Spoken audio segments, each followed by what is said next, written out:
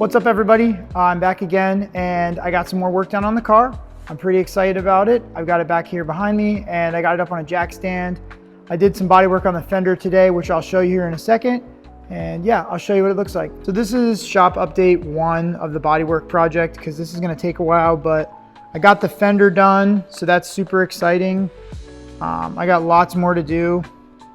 I'm happy that I got most of the way there. There's one little weird spot up here by the body line that I still got to sort out, but I'll figure that out.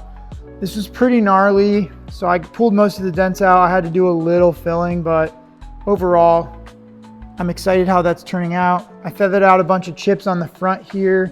I still need to feather them more. I actually left some stuff I need at home, the right papers and stuff, so ignore that, it's not done. But yeah, I'm hoping to get this done on Sunday, finish up the little things, and then also on Sunday I want to start this fender. My goal is to do at least like one panel or almost a whole panel each time I work on the car. Obviously that's going to change, you know, with the quarters being larger and just stuff having to be removed. But yeah, overall I'm pretty excited with how this is turning out. The shop is a really cool spot. Lots of cool stuff happening here, so stay tuned for that. And that is my shop update, 240SX update on the bodywork project. I'm excited to show you more of the car, and that's what I've got done for today.